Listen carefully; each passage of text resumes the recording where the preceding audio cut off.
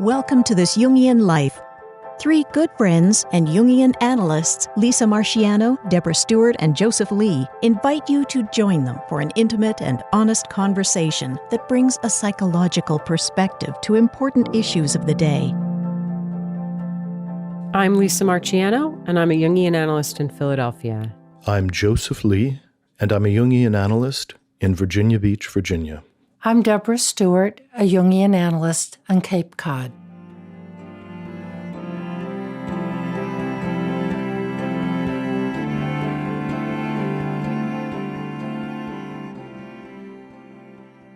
Today, we are very excited to have Dr. Harry Shirley with us to talk about the Unus Mundus, the idea that somewhere, somehow, there is one world that stretches out into the cosmos. There's a unifying principle. And this is something that Jung and Wolfgang Pauli talked about. And we are going to explore it from the point of view that Harry Shirley brings to us. He has a PhD in chemistry and all kinds of research experience at the University of Oxford. And his research aims to continue Jung's unfinished explorations of the deep unconscious by considering the relationship of consciousness, matter, and mathematics. And if that sounds heavy, just wait till you see our short film that will be coming right up. So he has a peer-reviewed paper, the Buddhabrot and the Unus Mundus, and it's already generating waves for its bold blend of math and Jungian psychology, which is in itself a process of Unus Mundus. So let's go with Dr. Shirley and an exciting podcast.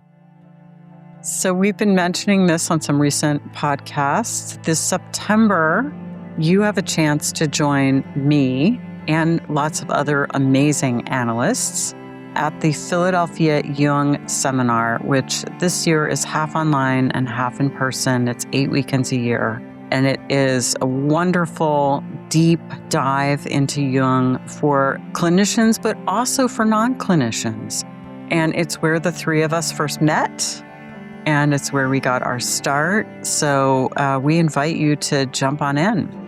It is a very wonderful, lively learning community of people that are interested in Jung. Find the reading and the seminar and the discussion and the teaching analysts really spark ideas and depth and breadth and all kinds of things.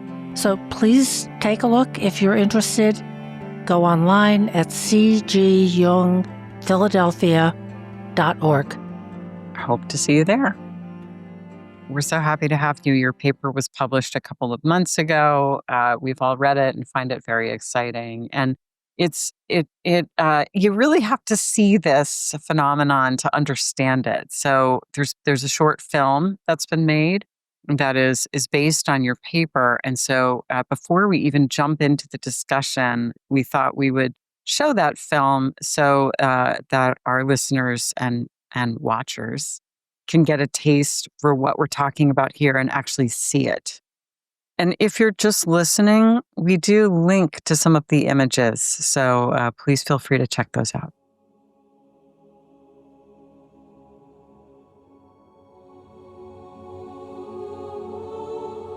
We live in a world where man has imposed categories and division.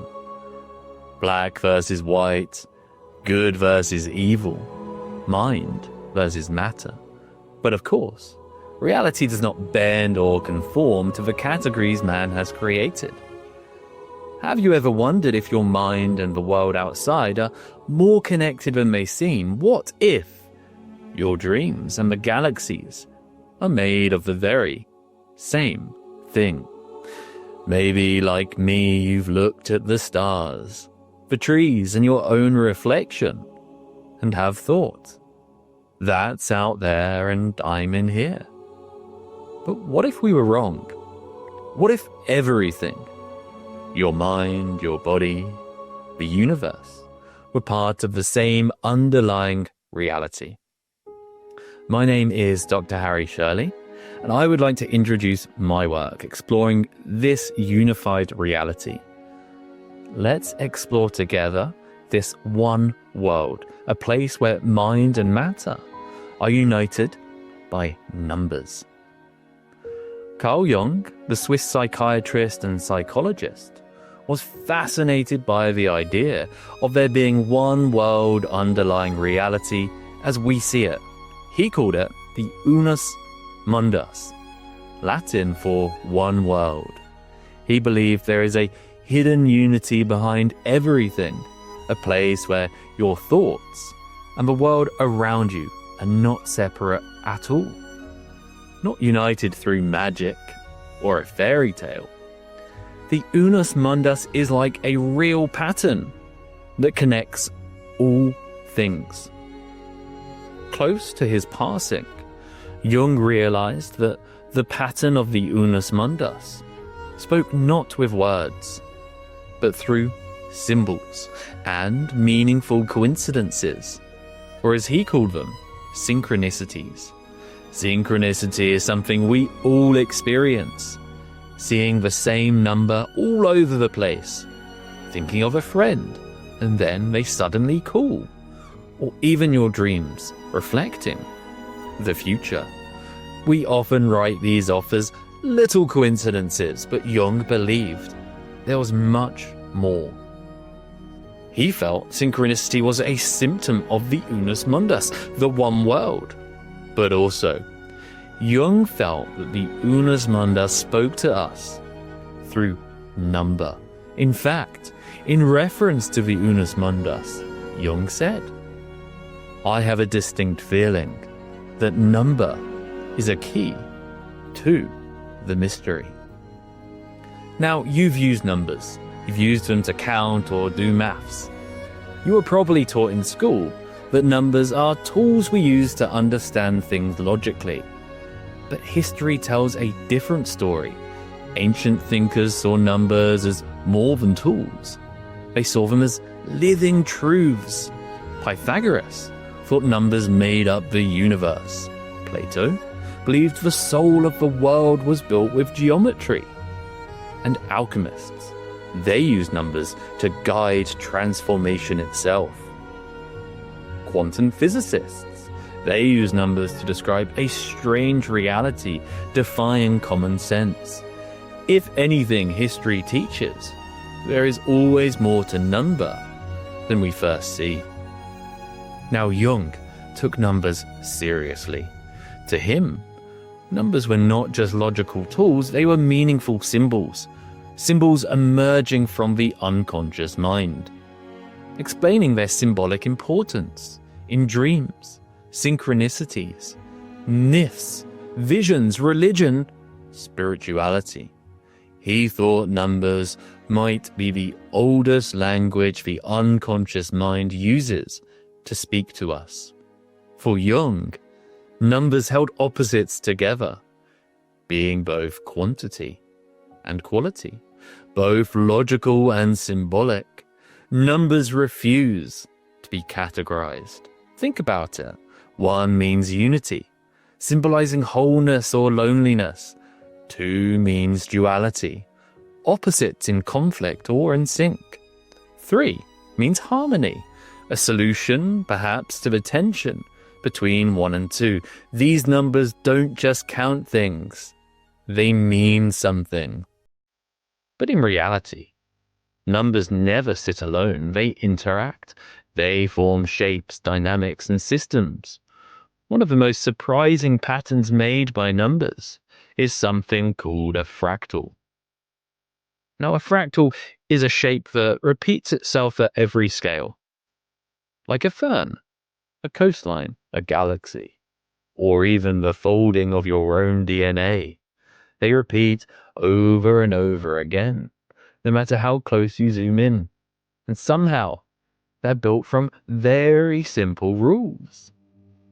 But among these, the Mandelbrot set stands apart. Born from a deceptively simple equation, it yields a shape whose border never ends. Zoom in forever, you will find endless spirals, galaxies within galaxies, an interconnected framework between order and chaos. The Mandelbrot set is a special set of complex numbers, derived from a simple iterative formula. It is drawn by repeating a simple formula. Every number we get out, we put back in. Over time, we generate a sequence. Now we create the Mandelbrot set by collecting all values for which the sequence remains stable. But the Mandelbrot set has a secret. The sequences that do not remain stable move to infinity in a mysterious way. When we view these paths to infinity, we generate a new form called the Buddhabrot, a surprising pattern that looks ancient and modern at the very same time. It looks like the Buddha. Hindu deities, the ancient chakras along the spine, and even Egyptian pharaohs. It is not just a geometric shape. Now this is where Jung would have paid attention. Remember, he believed that number itself may possess a symbolic or archetypal quality, indeed a bridge between mind and matter, not metaphorically, literally.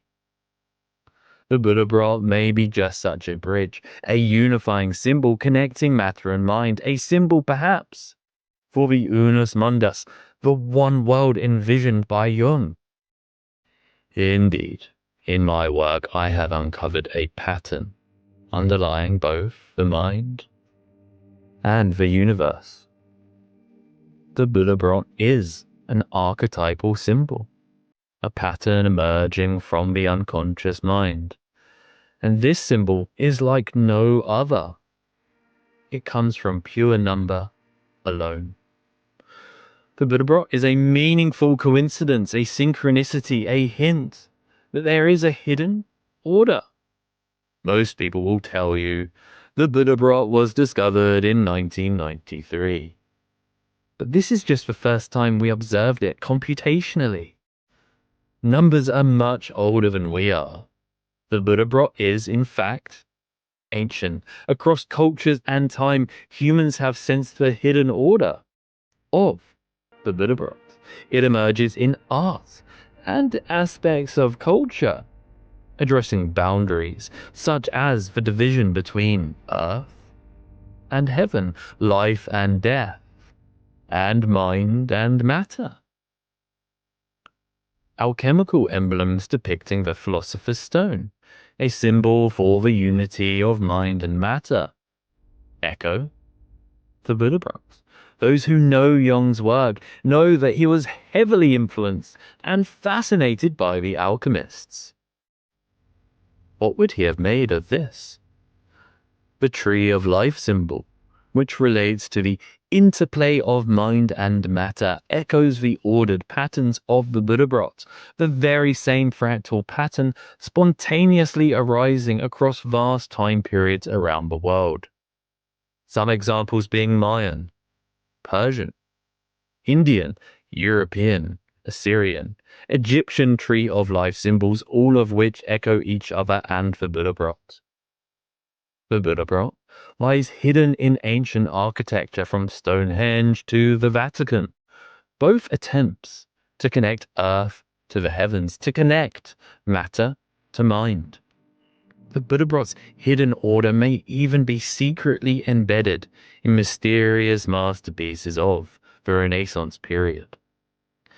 When one looks to psychedelic art, one does not simply see the echoes of the Buddhabrot. No. In fact, psychedelic art appears to be the unconscious attempt to express the Buddhabrot order of the Unus Mundus. When one awakens to the order of the Buddhabrot, they will find the pattern in the most meaningful places. The Buddhabrot is then an elemental ordering principle of the mind and universe, one of the deepest parts of the unconscious mind, a fractal glimpse of the Unus Mundus. It tells us something profound, that the laws of nature are not random, that reality is not meaningless, that mind and universe may be singing in harmony. Jung said that numbers might organize the mind. He meant that before consciousness even emerges, number is there. It is not invented. It is discovered, just like your true self. And when your true self awakens, when your mind encounters its own pattern, perhaps you can find your place. There is a part of your story that includes the universe. To look past divisions to the order of the Buddhabrot is to become who you really are, who you are always meant to be. The truth is the Unus Mundus seeks recognition in number, in matter, in symbol. Our role is bringing the symbol into the world, building culture around it, healing division, living in harmony with the deeper order. The Buddhabrot, both ancient and new, then becomes a symbol for unification. And now, perhaps more than ever, we really need that. The world is saturated with data, meaningless data, noise, and your mind cannot survive. Not in this noise. We crave coherence, narrative, pattern. And the truth is, pattern is there, waiting. In nature, in mind, in number. Now this is why art really matters. Indeed, why story matters. Why symbols and dreams matter, guiding us when reason fails. Because they reveal the invisible order, the fingerprint of the Buddhabrot upon the world. So, this is the invitation of the Unus Mundus, to see not just with your eyes but with your mind, to recognize that your thoughts and the stars are not separate at all, that your longing for wholeness is mirrored in the geometry of a fern, the curl of a galaxy, even in the fractal-shaped folding of your DNA. And when you see this, truly see it, you will awaken. You are no longer a stranger in the world. You are now a participant, a carrier of the pattern, a fractal becoming aware of itself. You are the Buddhabrot, discovering itself. So what do we do with this new wisdom? Listen, watch, dream. We take symbols seriously, not as fantasy, but as coordinates. We study number, not just for logic, for meaning. And we dare to imagine that behind the chaos of the world there is an order, alive and calling us into alignment. Because the Unus Mundus is not elsewhere, it is here. Always was. And the self, your true self, is not a private possession. It is a node in the greater pattern. It seeks not only to know itself, but to express itself in action, art, word, image, love. In the end, the Buddhabrot may be nothing more than math. But to the mind, it is a message. You belong. Your life follows a pattern. You are part of infinite meaning. And that forgotten pattern, ancient, sacred, strange, has been waiting for you to remember.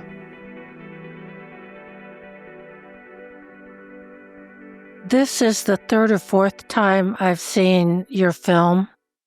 It still makes me tear up. It's beautiful and pungent. It just goes right in. with a kind of beauty and truth that I think is astonishing.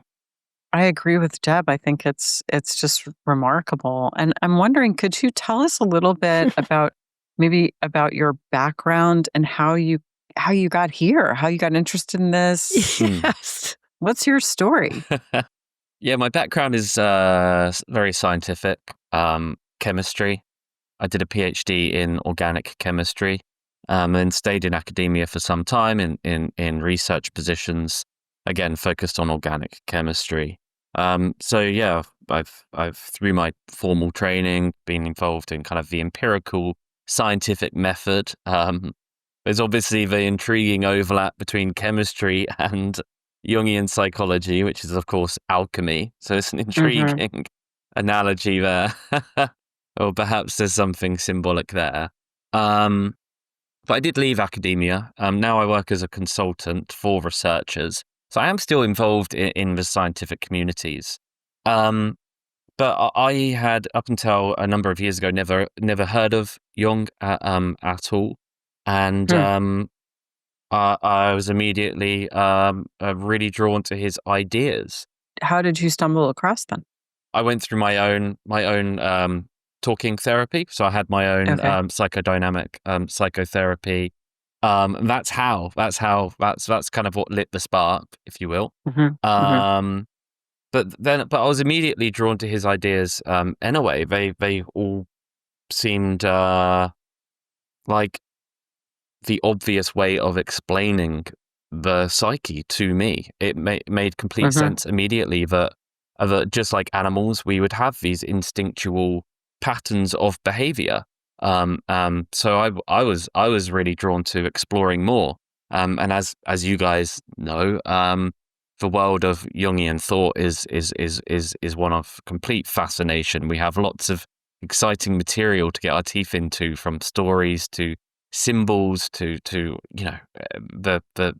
intrigue never dies out. So yeah, I became, if you like, obsessed with Jungian thought. And I think one thing that I was particularly interested was alchemical symbolism. Just looking at alchemical emblems and alchemical art and thinking, what are they trying to communicate? What aspects of the unconscious are kind of revealing themselves here through alchemical art? And of course, analyzing my own dreams as well, things like that. But then I stumbled across the Buddhabrot, I would say by chance, really. I don't know how it happened, but as you know, sometimes you can spend time just going from Wikipedia page to another and you come across stuff. And I guess it just happened by chance. But yeah, because I was in the midst of exploring symbology, the Buddhabrot really stood out to me. So you're going from Wikipedia page to Wikipedia page, and then you see this image of the Buddhabrot, and you're like, whoa, what is that? Yeah, absolutely. I'm thinking, is this so it looks like a Buddha? Then I'm thinking, well, maybe somebody has kind of modified the image so that to make it look like a Buddha. But then I learned more and more, and no, this purely mathematical visualization of the Mandelbrot set actually just does look like a Buddha. But then, of course, my rational scientific mind is thinking, well, humans do like to see patterns places. So maybe there's something going on here with just pattern seeking or finding meaning when it's not there. But I guess like a moment where I was a bit like, maybe this actually needs. Maybe I actually want to look at this more and more. I just decided to zoom into the third eye region of the Buddhabrot, and it struck me as quite a coincidence that it already looks like a Buddha, or maybe it looks a bit like Ganesha, but actually the third eye of the Buddhabrot actually kind of resembles the third eye chakra. It's often described as having two petals, and maybe sometimes with kind of radiating lights upwards. And that was a moment where I was like, Well, I'm gonna look at this a bit further because Okay. that seems like a bit of a coincidence. That's kind of where it started, I guess. We have a Patreon account where people have an opportunity to support us, help us keep the lights on, help us keep this great venture up and running. This week, we're going to answer a question from a subscriber about whether or not she's ready to get married after a 12-year relationship, or she should perhaps try out some other things so she can feel confident. These are the kinds of questions that we field from our subscriber community. It's super interesting, and we'd love for you to join us. Oh my goodness. It's an amazing journey, and I'm sure you won't be able to explain all the mathematics involved, at least to me. But what I appreciate so much is connecting sort of the unconscious to something that we in this culture particularly say is rational. Mathematics, science, so many of the images in the film illustrating it and bringing it into our more mundane kind of reality that makes it understandable. And I'm thinking about Jung, who was accused of sort of being a mystic, and he kept insisting he was a scientist, and he was. But how to unify both of those things, and he strove to bring both of those together, the collective unconscious, symbols, images, alchemy, and biological, physiological, provable science. Yeah, and with physics too. Yeah, and physics with Wolfgang Pauli. So, I'm kind of thinking that here it is in your work. Those two areas are unified, connected. Yeah, absolutely. That's how I've felt about this work. That it's almost so for me, fractal mathematics is the missing piece of the jigsaw. Jung died in 1961. Fractal mathematics wasn't really formalized until the 80s. There were hints, but it wasn't formalized as this is a thing until the 80s. Benoit Mandelbrot discovered the Mandelbrot set, I think, at least like the mid-70s, 80s, well after Jung died. But I really wonder if Jung had lived to see the formalization of fractal mathematics, whether, well, I think it's obvious he would have definitely been intrigued. So, yeah, I wonder whether the Mandelbrot set, the Buddhabrot, is potentially the missing link here. Yeah, absolutely.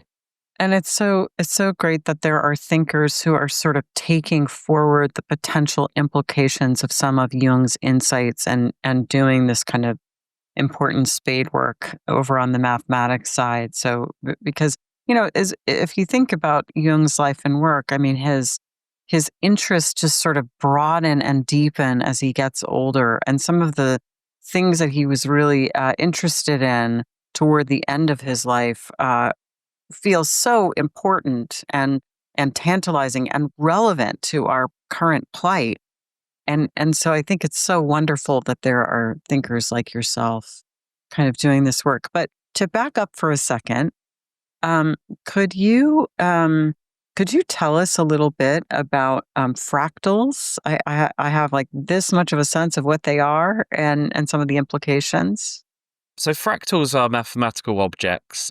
I don't think we should go into the deep maths too much, but essentially just think of fractals as self-similar patterns. It doesn't matter how many times you zoom in, you still see that similarity. So they're self-similar patterns at different scales. And I think the easiest fractal type shape to think of is a fern. So if you look at a fern for the first time, you see that fern shape. Then if you look at one of the bits coming off the fern, you see again the fern shape. And then if you look at one of the bits coming off of the bits of the fern, it's a fern again. So you got that repetition at every single scale, that similarity at every single scale. My Mandelbrot set in particular is just a really simple formula. you plug in, it's called an iterative formula. So you plug in a number and basically you get a number out. That number that you get out, you put back in. So that's what we mean by iteration. We repeat what goes out back in. It's like a machine, if you will. But just with these really simple rules in the Mandelbrot set, we get what we call a fractal, the Mandelbrot set. And again, we have that kind of self-similarity at multiple scales. In fact, you can zoom into the Mandelbrot set for infinity. You can zoom in forever and ever and ever, and you will still see these beautiful fractal shapes. You will see things that remind you of mandalas at that border of the Mandelbrot set.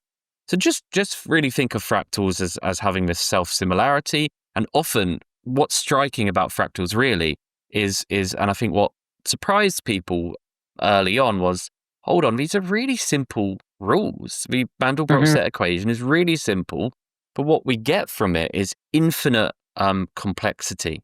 And that's really what fractals are all about. If you want to see fractals, all you have to do is go to your local park.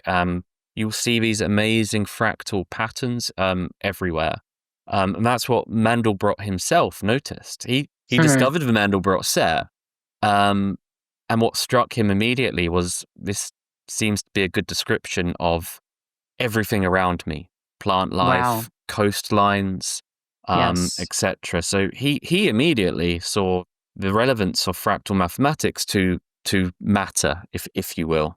So just trying to sum up, wrap my non-mathematically oriented brain around this for a second. So this is patterns that are generated by equations in this iterative process that also sort of describe phenomena in the natural world. They appear to be very good at describing phenomena that we see around us.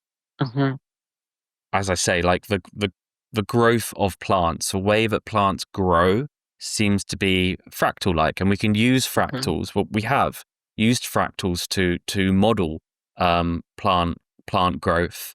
But once you start looking, you realize fractals are everywhere, and they appear to be the way that nature uses the nature of reality, if you will, to grow.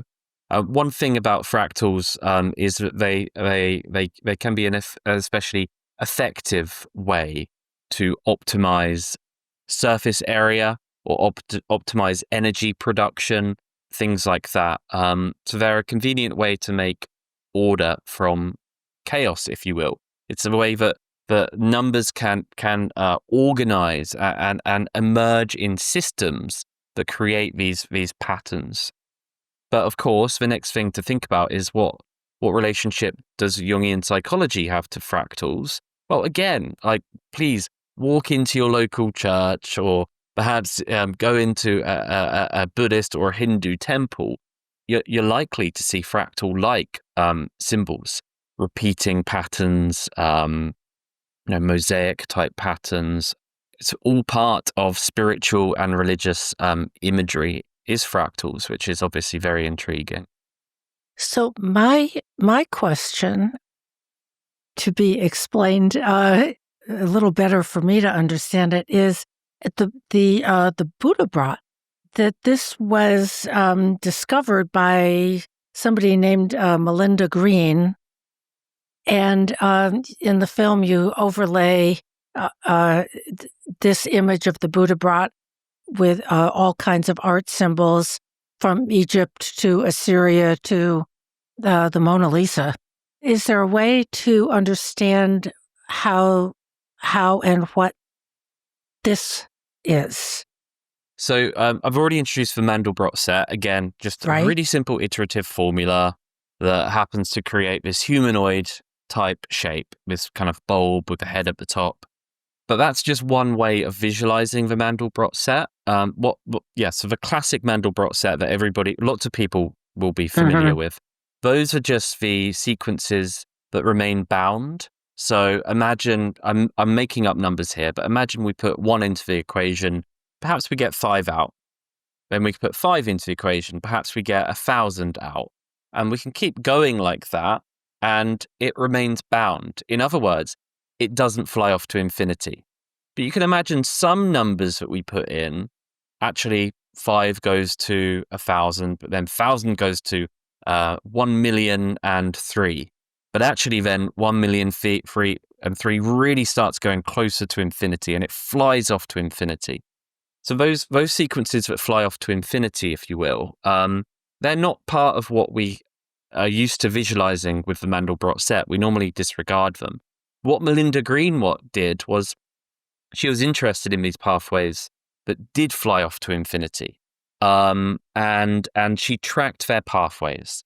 So the Buddhabrot, very simply, is just the pathways of the Mandelbrot equation that do go off to infinity, and we track those pathways. So if you imagine a pathway in the Buddhabrot might spiral and go off and then eventually fly off to infinity. And then we plot lots of these, basically. And what Melinda Green was surprised to see was when she did this, when she looked at enough of these pathways to infinity, then the Buddhabrot emerges. So yeah, you would look at the Buddhabrot and you'd think that must be a really complex mathematical equation to make something like that. But that's what is striking. It's this something appearing to be archetypal, deeply, deeply complex, is actually from really simple maths. I'm thinking also of the Fibonacci series, which it sounds like there's some similarities, right? Because the Fibonacci series is very, very easy. It's very basic. I think, if I recall, it's adding 1 and 1 or 1 and 2. I can't remember, but then you take that number and you add the previous number, and that sequence describes, say, for example, the way certain patterns in nature, like the way that the center of a sunflower, the seeds are patterned. Definitely. And the Fibonacci sequence is fractal-like. Yes. So actually, if you start exploring the Mandelbrot set, you'll see those types of spiral. Okay. So, my theory is that, yes, we've observed these Fibonacci types of spirals in history, but perhaps the reason why we've been seeing them everywhere is related to the Mandelbrot set. So it's all originating from the Mandelbrot set. Ah, that's interesting. As is lots of constants we see within the Mandelbrot set. So we see pi within the Mandelbrot set itself. Oh, wow. But also thinking about sacred geometry. Mm-hmm. Sacred geometry is something that, we created to try and perhaps understand our relationship to patterns and their psycho-spiritual relevance. But I wonder whether sacred geometry is an approximation, if you will, of fractal mathematics, and that, again, like you've said, actually at the bottom line, at the base of all of it, is the Mandelbrot set, and what we've been measuring is from that. Yeah, because the other thing that's similar about the Fibonacci series is that if you, in a way that I don't fully understand, it describes what's called the golden mean. So this kind of proportion that seems universally appealing, that shows up again and again in art and architecture and that kind of thing, and it's described by the Fibonacci series. So there's something like just inherent. We respond to it, which I think goes to something really interesting in your paper, which is you consider these different possible explanations for this phenomenon, and one of them is just sort of like pattern recognition. That these patterns recur and recur and recur because we have maybe sort of a predisposition to notice them or to find them appealing, that they're, in some sense, then they're kind of a cognitive artifact. There's something in us and about the way that we perceive the world that responds to these patterns in a way that's maybe not particularly meaningful per se, but then there are these other kind of tantalizing possibilities that, instead of it being sort of just an artifact of cognition or perception, that what we're actually seeing is something of the underlying architecture of the universe and of the Unus Mundus.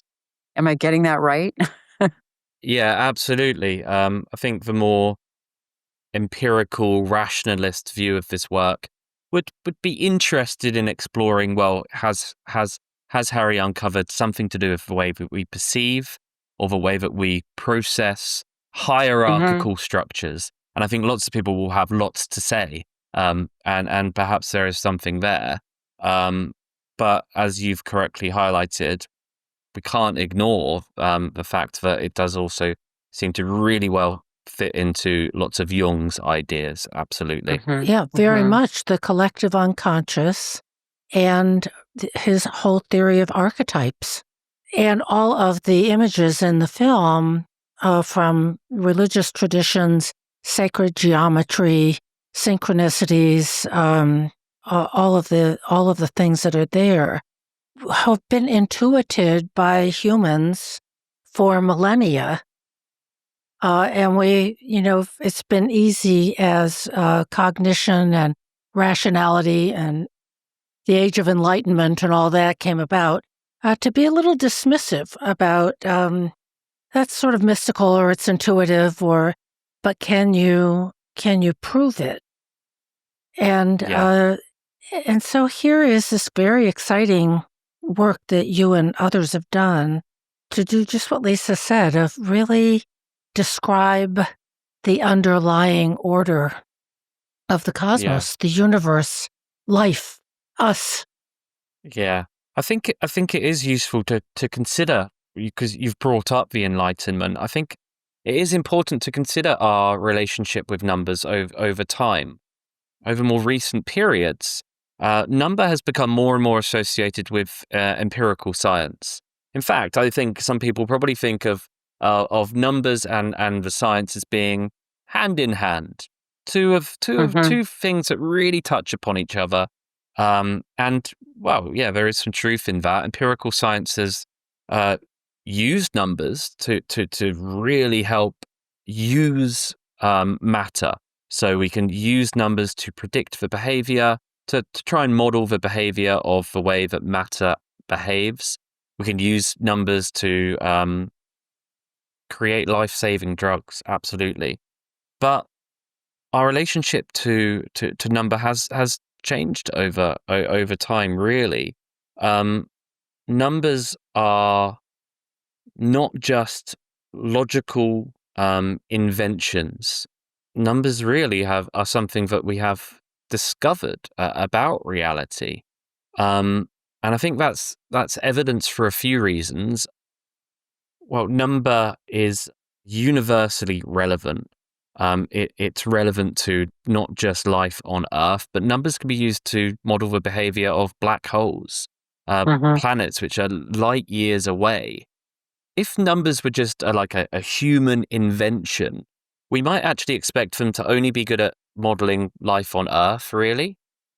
Many different cultures throughout history have stumbled across numbers independently and come to the same conclusions. So numbers we really shouldn't think of numbers as these logical tools that we've invented. They appear to be, as I say, discovered. Jung viewed numbers as archetypal symbols.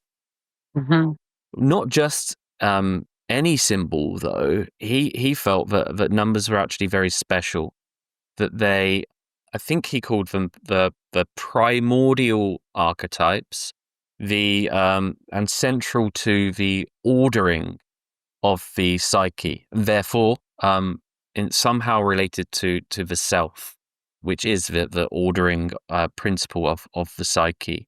So yes, if we can start to think of numbers not as something invented but as something discovered, we can really kind of change our understanding of what they are. Science has used numbers, but numbers are actually more than just science. And the evidence as well for this is mathematicians throughout history have used intuition to explore numbers.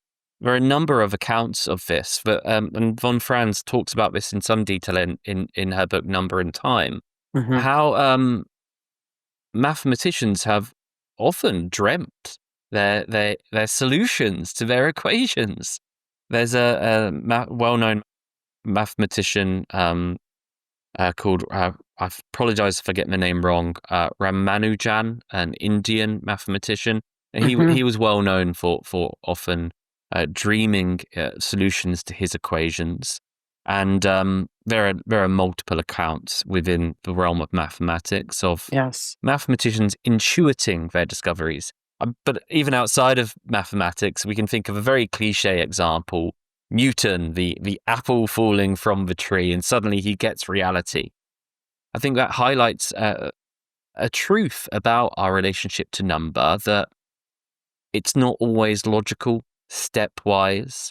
Sometimes it's these intuitive leaps that help indicate numbers are related to our unconscious mind. Jung's concept of the self, which can never just be translated into language, that there was an underlying ordering principle, underlying ordering energy that undergirds our being, our existence, our rational mind. And in a sense, that is what you're talking about, I think, with regard to number.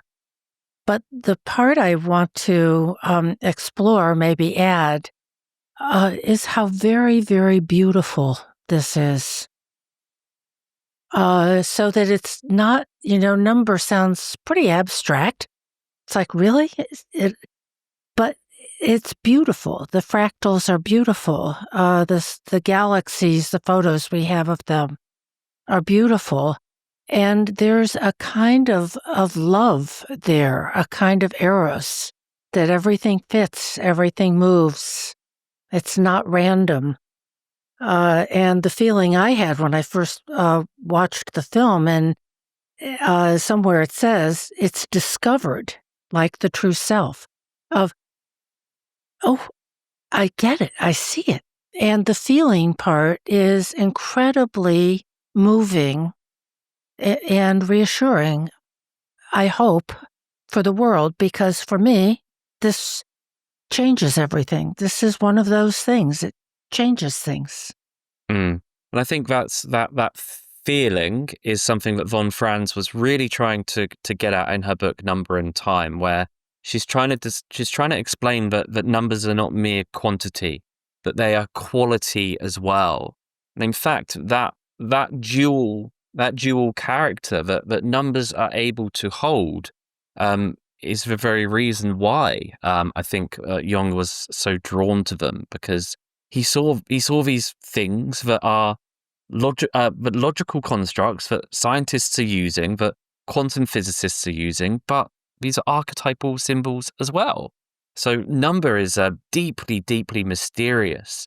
How can it be both of these things at the same time? And what you're touching upon there is, that feeling function related to numbers that we were told in school perhaps doesn't exist. But maybe actually there's a lot of psycho-spiritual relevance to numbers, and we need to really rethink about what exactly numbers are.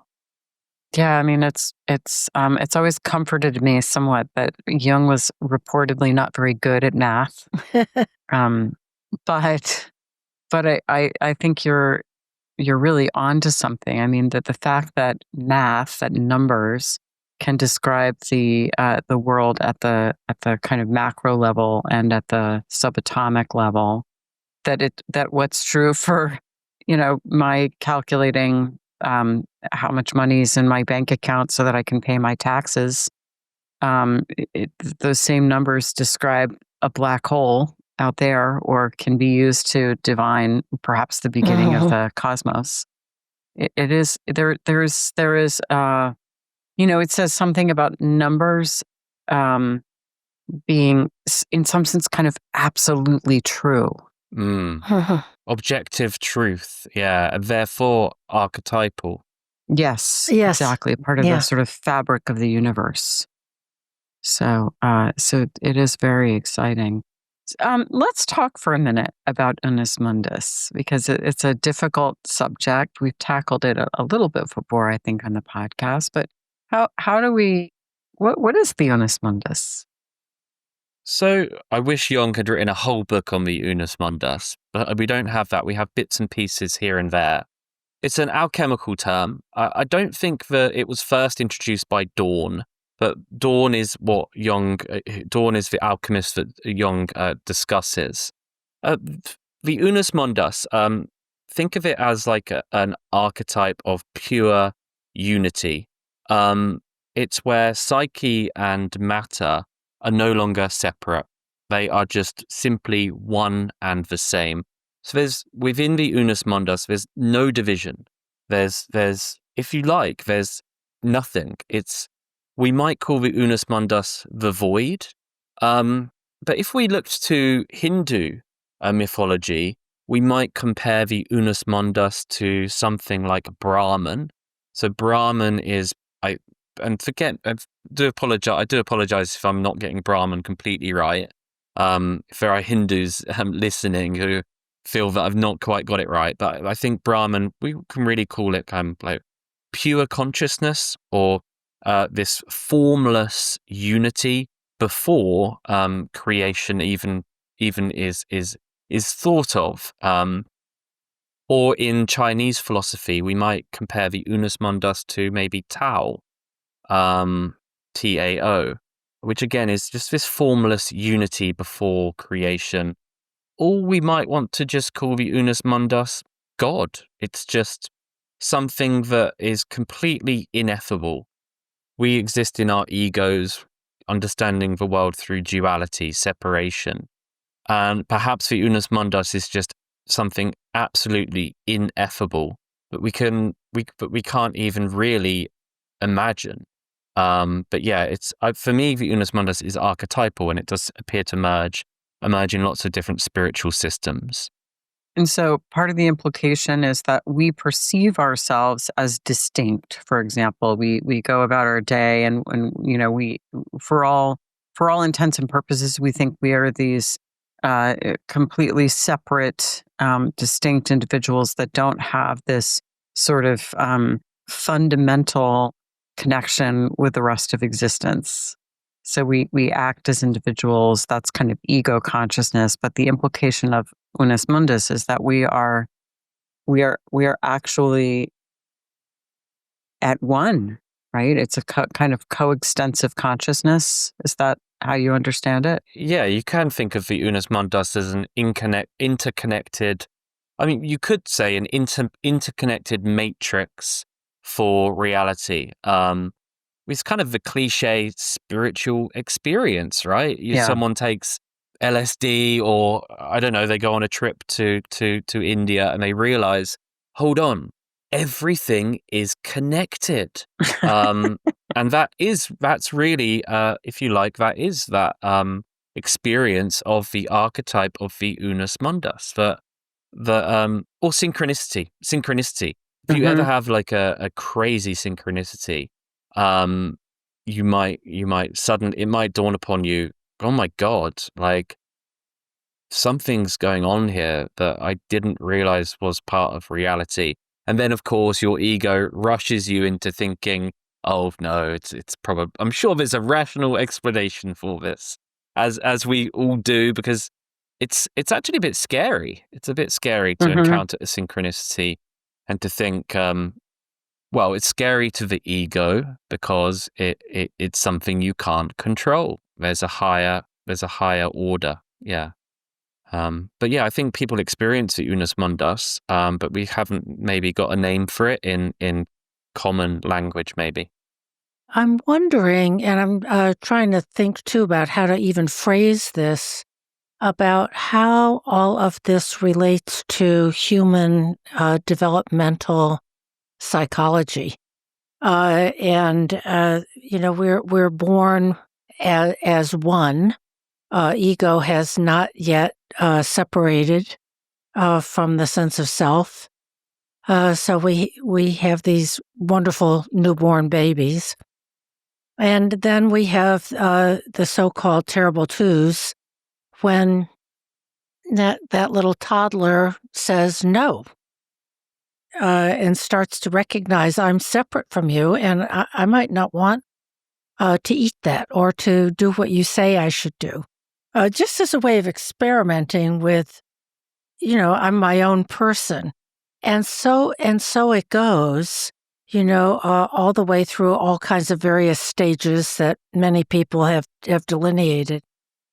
But then I'm thinking about how maybe one of the tasks facing humankind is, once we've differentiated the opposites into ego, rational mind, frontal cortex, and unconscious, personal unconscious, and the collective unconscious, is that a task that relates to some of this, of how to get to the third stage of a reconciliation, of this realization that we've just touched on a bit, that everything is connected, that we are part of a greater whole, that this plane of existence, if you will, forces us to separate things into polarities. But how do we get to the next stage of, wait a minute, through a synchronicity, through a dream, through a symbol, through your work? Yeah, well, I think that feeling of interconnectedness, that encounter with the Unus Mundus, if you will, I think we can consider it as a latter stage of individuation. It makes me think of the crown chakra, where one experiences or is close to experiencing nirvana, which is akin to the Unus Mundus. It's nothingness, if you will. So the folding into the Unus Mundus is even beyond enlightenment. And I don't know if Jung talks about this in much detail, but I think as you approach those latter stages of individuation, synchronicity is, I think, reported to be more and more common, because it's quite literally the divisions between psyche and matter in your own life are beginning to dissolve, which is a very scary concept. But I think the reason why not the reason why, but it's important, but it's a latter stage of individuation, because it would be too overwhelming for the earlier stages, where we're focused on more personal things, personal shadow, finding your anima and all of that. Now, the chakra system is something to think about in the context of the Buddhabrot, because for Jung, the chakra system was a projection of individuation onto the body. So as we ascend, it's the ascent. It's the kundalini ascent up the spine. And I think, if you like, the archetype of ascent itself is really relevant to the Buddhabrot, because my theory is that the Buddhabrot is potentially a mathematical map for individuation. It's actually what the ancient yogis were intuiting with the chakra system, that there is somehow the development of consciousness from complete, like you say, complete unity, being in the womb, the Ouroboros stage, and then the working with duality, the working with the shadow, the anima. But then there are latter stages which are more related to self-realization. It's often connected with one's true voice, the throat chakra.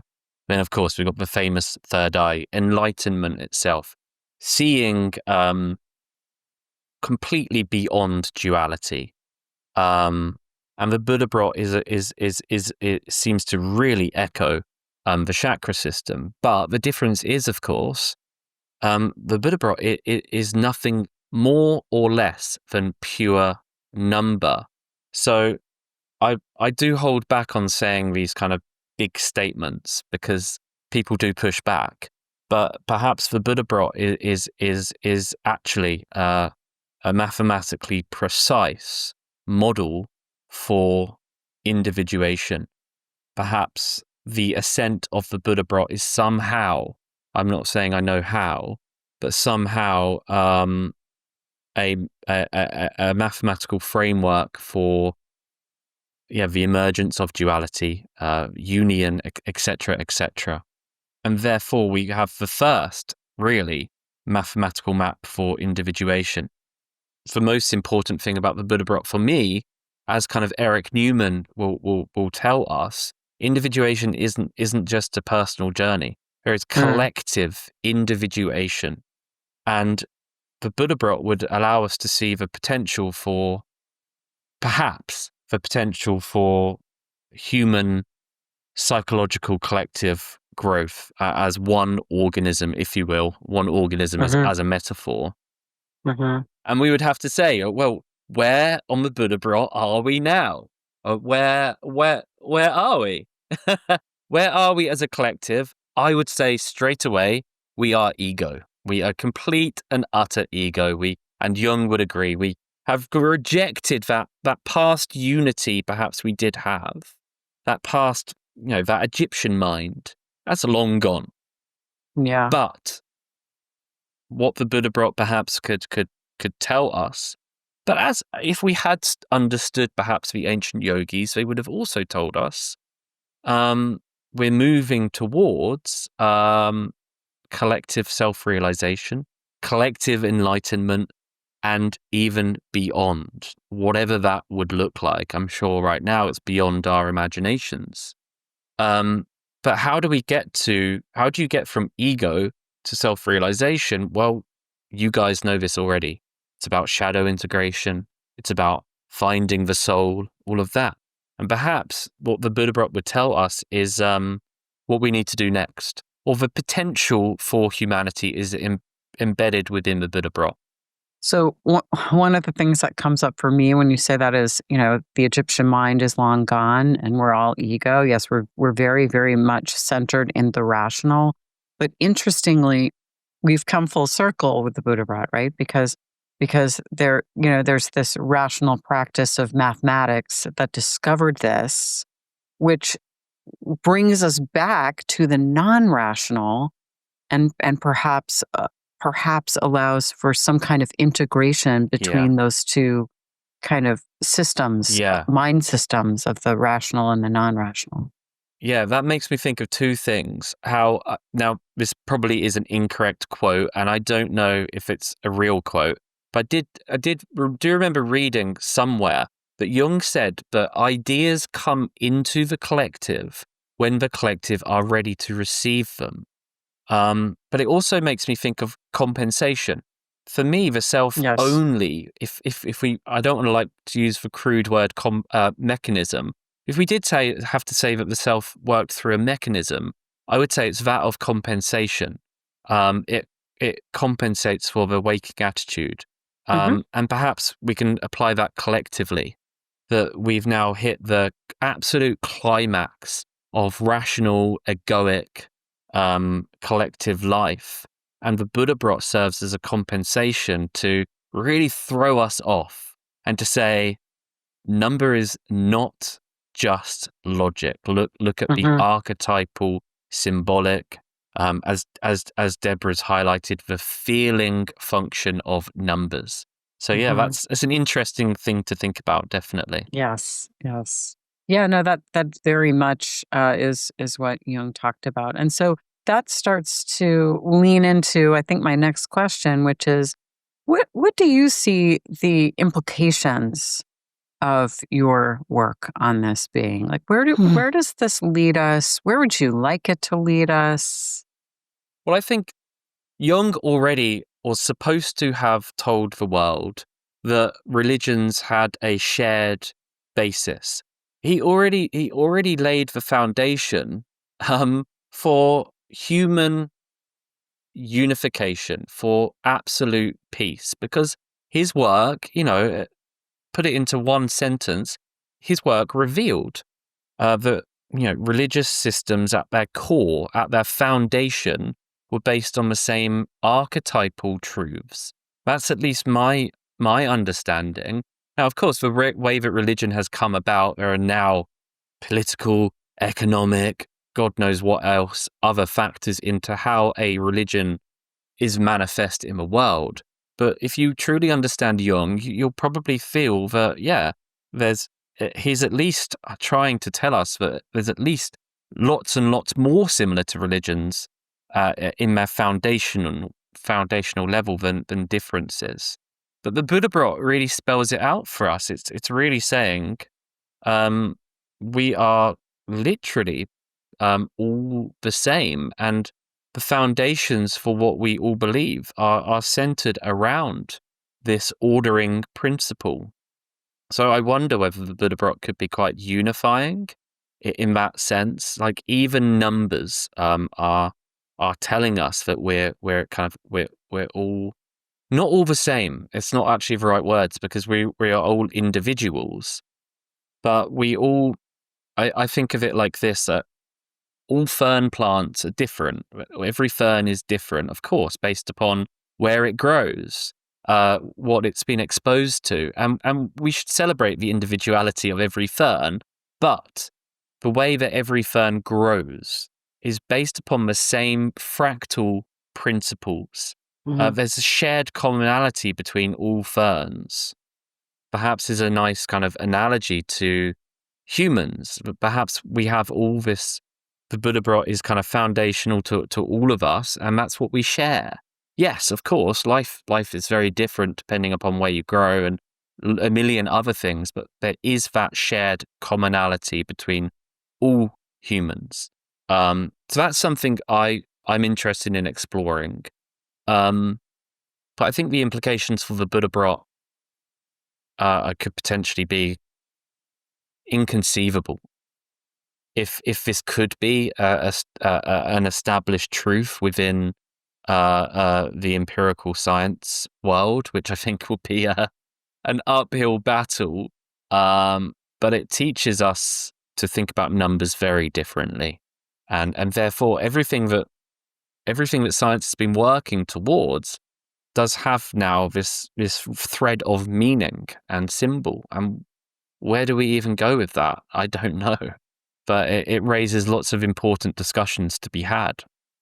I'm hoping that your work will at least lead many, many people to be disturbed, and then to hold the tension of the opposites, a great famous Jungian principle of how do we, when we are confronted with two things that are irreconcilable, of rather than tilting into one or the other, because this challenges our egoic stance. And so what do we do with that? Well, we can say this is just a bunch of hogwash, forget about it. These mathematicians go off on the wild side. Or we can say, oh my gosh, this is really disturbing. I don't quite really get it. I don't know what this really means. And hold that tension, which I think in today's world, in our collective here in the States, if we could just hold the tension of a lot of opposites, that would lead to the third thing, which is the solution that transcends the opposites. And I wonder if that's a little taste every time we can do this in our lives, a little taste of the Unus Mundus, little taste of something bigger, little taste of something that visited us, or we intuited it, or somehow an idea came in, or a dream came in. So I hope you are challenging us to go, oh my God, this makes no sense. But it really does make sense. I think something, because you've kind of raised there the ego response to this work, and I think that's really important, because we're quite comfortable with certain aspects of number.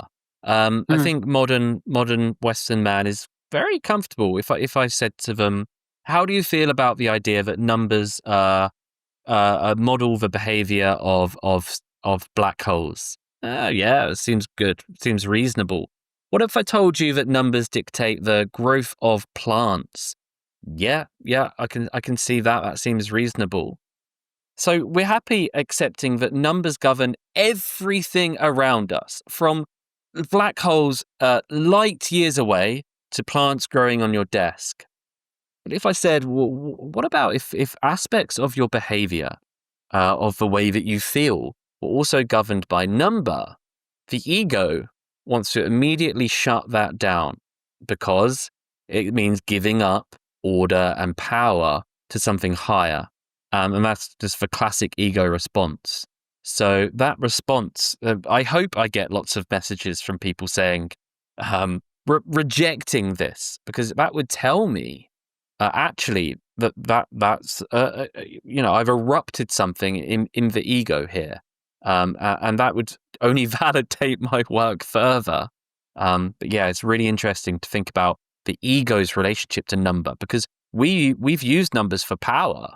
We've used numbers to manipulate matter, to build skyscrapers, to build, well, let me say it, to build nuclear weapons. Yes. We've used numbers for power and control. And if the Buddhabrot is compensating for anything, then perhaps it's compensating for that. The ego's relationship to number for control and power. Yeah. But there's such a promise in this. And I'm using your own words of that the true self seeks recognition, and that there is a deeper order that bids us to come and find alignment with it. There's an antidote to aloneness and emptiness and meaninglessness, that we belong to something greater. And I think there is an absolutely beautiful, inclusive truth here that is compelling. So it's not just an idea. There's a way of being that includes listening and watching and dreaming and appreciating the synchronicities that I think is very attracting.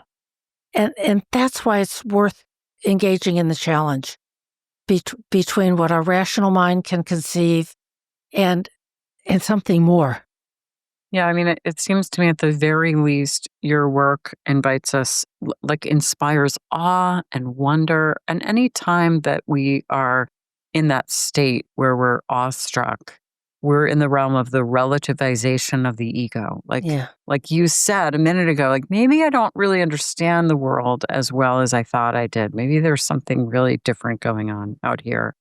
And I think I'm just echoing what Deb said, but in your video, you basically talk about this sense of meaning that can arise when we feel like we are a part of an ordered universe, an ordered cosmos. So that at a minimum is quite something. How did you go about kind of collecting and analyzing the images? How did you decide which images to pick, or how did that come up for you? Now, I'm really lucky in my consultancy work that I get to travel quite a lot. So during the course of this work, I've been to India, South America, the Middle East, the US. Oh my goodness! Because I've been interested in symbolism, it just means that I've been going to lots of temples and things like that. I was picturing you doing it all at the British Museum. No, although one example was at the British Museum, the Assyrian World Tree. I went to see that one in person. Yeah. But I think I can't say that it all came around in a scientific way. Some of it's probably could be regarded as just coincidence, but I came across certain examples. But at the same time, it's not all just random. For me, all of my examples tie to the theme of either cosmic order or the Unus Mundus, or just the breaking down of ego kind of boundaries. So for me, the examples are non-random, but yeah, I can't. They just came about. Honestly, I can't give you like a scientific method that I used. Did you find that you just started seeing it everywhere? Yeah. Oh, yeah. Absolutely. On garden fences. I had a crazy moment where I was just laying in bed meditating, this would be me probably overthinking it. But I looked up and the way that my light lamp had been turned on, and something on the wall, the way that it was projecting a shadow was like a particular part of the Buddhabrot. And I thought, geez, that's a synchronicity. But yeah, I see it lots. Absolutely. And I'm sure like if you start kind of looking yourself at the Buddhabrot and the various different forms up the spine, you will start to appreciate lots of spiritual art, perhaps more so like Buddhist and Hindu, tends to start with like a circular type shape, and then often in the middle you will get a teardrop shape, and then perhaps above the teardrop you'll have a circle with kind of lines radiating at kind of these angles, and then perhaps you'll have something at the top related to like a third eye type shape. Start to see this Buddhabrot geometry in lots of art. And you'll also see it now, probably when you look at psychedelic art, you'll just see the Buddhabrot. I thought that was so interesting because I remember reading, I can't remember where now, but some researchers looking at psychedelic experience, particularly with psilocybin, the quote was something like, "We've discovered the collective unconscious," because psychedelic experiences tend to generate the imagery that gets generated or experienced in these states is so similar from person to person. It's like, okay, well, there are the archetypes. So again, it's like, are we getting a glimpse at some of the underlying architecture of things? And so it's very, very interesting that psychedelic art also corresponds with the Buddhabrot. Yeah, absolutely. I don't know. Jung didn't talk about psychedelics, did he? I don't think. He did a little bit, actually. He was pretty skeptical. There's a really great quote I can find where he talks about why would you want to go see where the colors of the world are made. He uses a great analogy like this, but he's not really sure it's a good. He says, like, don't we get enough of these sort of intrusions from the unconscious that, thank you is kind of what he said. Well, after what he had been through, what the unconscious had thrown him. Yes. I can understand that. But also it's, sort of not enough to just dive into the unconscious without really making meaning of it, without integrating this kind of thing. It's really the work of development and consciousness rather than the quick fix. I had this great trip. I saw wonderful things. That doesn't necessarily advance development. Probably it depends on the individual, depends on how any experience is used. But individuating is a long process that requires attention, commitment, and work. Yeah, I agree. How else are you going to integrate shadow and face shadow, really? No psychedelic experience can do that work for you. And that's, according to Jung, that is step one, is confront your own personal shadow. Yeah, I agree. There's a lot of exciting work going on here.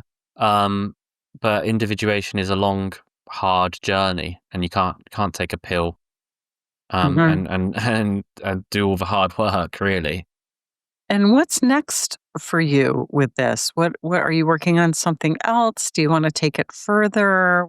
Yeah, I definitely want to take this further. So I'm still at the early stages of kind of getting my work out there. Today's part of that. I still have a full-time job. So I'm hoping to get support so that I can build my own platform and see where this takes me. What I'd love to do is interview those who work in psychedelic art, or perhaps those who just work in spiritual related art, and try to understand the process of creating psychedelic art and how these predictable fractal forms might come about. Is it completely spontaneous, an emergence of these Buddhabrot type shapes in psychedelic art, or is there a feeling related to it or something like that? But yeah, I'm seeking support. So if anybody wants to search for my Patreon, they can support me that way. But I intend to follow this on for decades. This is not something I can just leave now. I have an idea. Here's my intention, and I'm going to put this out. I have lots of family visiting, and I'm going to show them your film. I'm going to say, okay, everybody, sit down, listen up, look on, and then we're going to talk about it. It's very simple, but I think it's compelling. There's a truth there that I think anyone, we have that, oh my gosh, I recognize this, I get it. Oh my God, that's right. That same feeling that we've had a million times when we see something that we recognize it, of like, oh yeah, I knew that, but I didn't know it this way. But as soon as I saw it, I got it. So I think intuition and feeling and looking at your film, we can all invite people, come take a look. Let's think about this. Let's talk about this. What do you think? It's a whole new, wonderful, recognizable idea in the world. I think it's very big. Yeah, absolutely. Actually, another thing I'd like to work on is I've obviously explored Buddhabrot as an outer image quite a lot in art and culture, but actually another thing I haven't explored is the Buddhabrot as an inner image. And I have had anecdotal reports, like just a small number of people email me and say, yeah, I saw this. I had a dream, I opened a door, and I saw something like the Buddhabrot. And I think some people in psychedelic experiences as well encounter these Buddhabrot type entities. So I think if we did encounter something like the Buddhabrot in a dream, we'd maybe just say, oh, I saw the Buddha. And maybe in the East that happens a lot. Maybe people do have dreams of encountering Buddha type images in dreams. But I'd like to know more about those dreams. And was it actually more related to the Buddhabrot than perhaps we anticipated? That'd be something interesting to explore.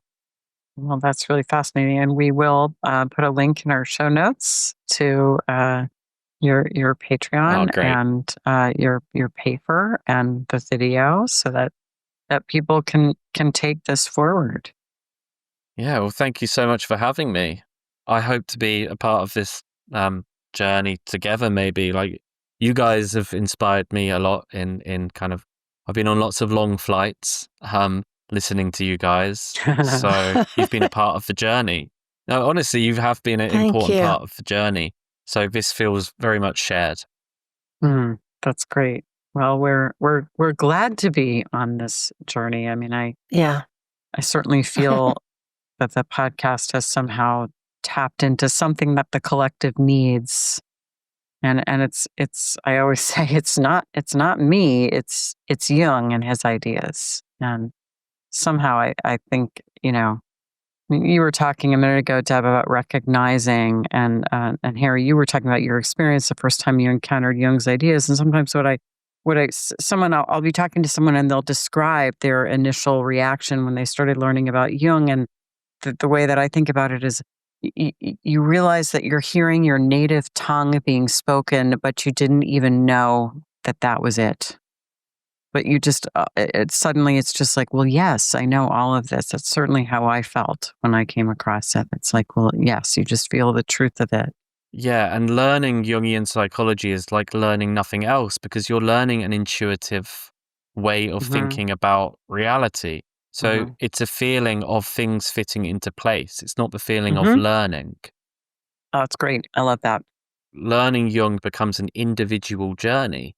So it's not like learning anything else. Yeah, and it sounds like that was very much your experience working on this project too. That things just sort of fell together. Well, what's crazy, what does blow my mind is during the process of individuation, I think an aspect of the self is supposed to reveal itself to you, regardless of how big or small that is. I mean, of course, part of the hero's journey is returning with something, it's often just wisdom. But my own personal journey of individuation has been perhaps uncovering an aspect of the self that now through you, I am sharing to the collective. So it's simply a part of the hero's journey, literally returning with the gold. It's also the alchemical process, going through the hard work, the burning, the coagulation. But perhaps there's a glimmer here of the stone that again now enters and manifests into the collective. So for me, it's like it's pretty mind blowing. Yeah. Well, again, we're so happy to be on this journey with you, and thank you so much for coming on. Thank you so much for inviting me. To be continued. Thanks for listening. To submit a dream, suggest an episode topic, or join our mailing list, visit our website, thisjungianlife.com. If you enjoyed this episode, give us 5 stars and a good review on Apple Podcasts, Spotify, or wherever you get your podcasts. Subscribe to our YouTube channel and make sure to click the notification bell to be alerted whenever we upload videos. And keep up with all things TJL by following us on Instagram, Facebook, X, and TikTok.